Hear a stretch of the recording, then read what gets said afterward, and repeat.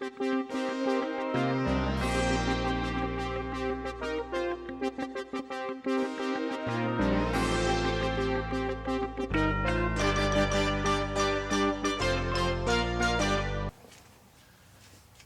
Newscast for November 29 to December 5, 2013.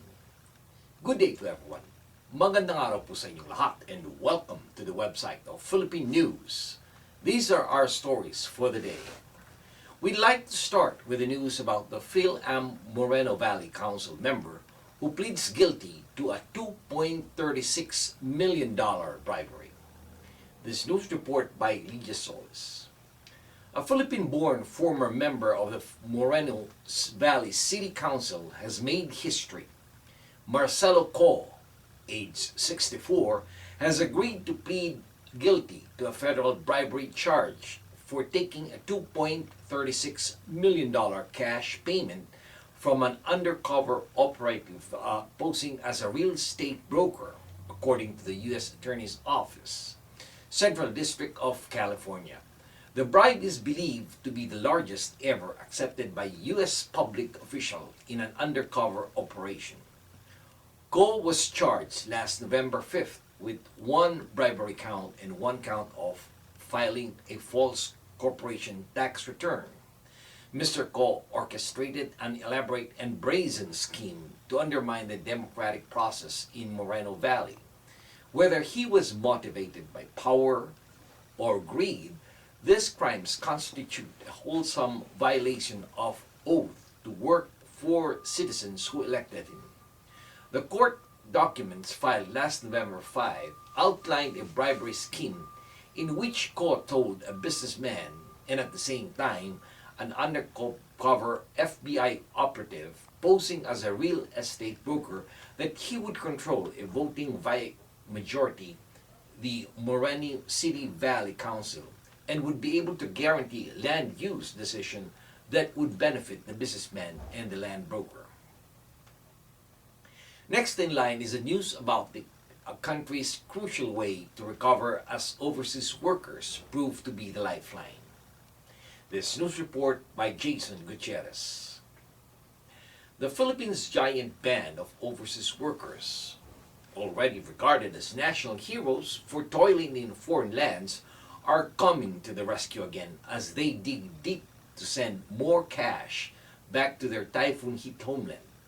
With relief workers overwhelmed by the magnitude of this month's disaster and unable to provide adequate support for the millions of survivors living in flattened towns, Filipinos abroad are proving a crucial direct lifeline.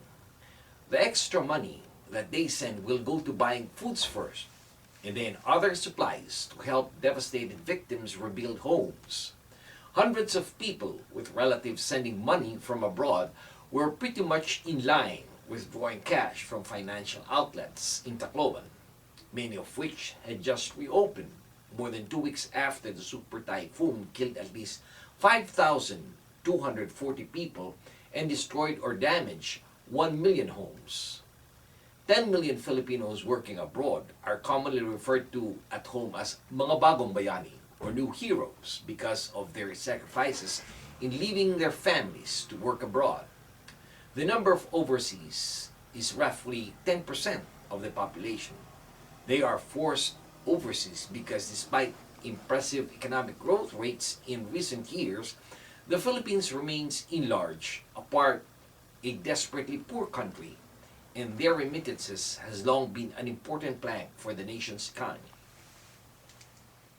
This time, we tackle the news about the orders of President Aquino. Well, it's from relief to reconstruction. This news report by Sheila Manala. As victims of Typhoon Yolanda move forward, the Philippine government has decided to shift its focus from relief operations to reconstruction efforts in ravaged areas to help survivors recover from one of the most deadly calamities to ever hit the country. President Aquino had ordered the beginning of the recovery phase through reconstruction of bunkhouses in affected areas.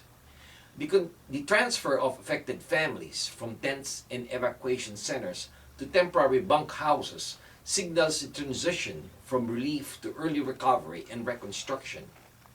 As directed by the President, the Department of Public Works and Highways began construction of bunk houses in identified sites in Tacloban, Palo, and Ormoc in Leyte, and Basi and Marabut in Samar over the weekend.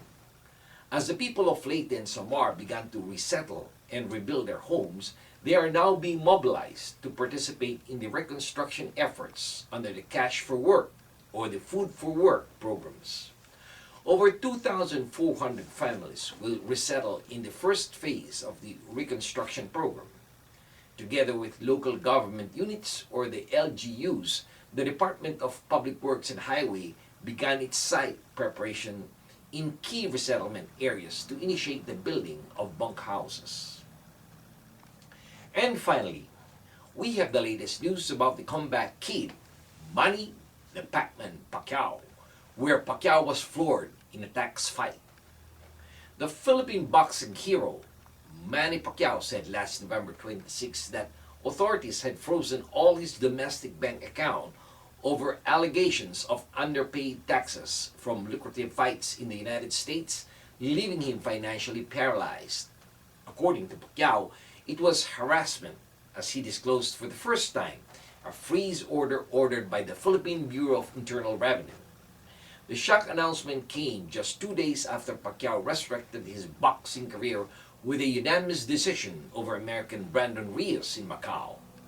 The victory, which Pacquiao dedicated to the victims of Super Typhoon Yolanda that claimed thousands of lives in the Philippines, added to his luster among millions of ordinary Filipinos.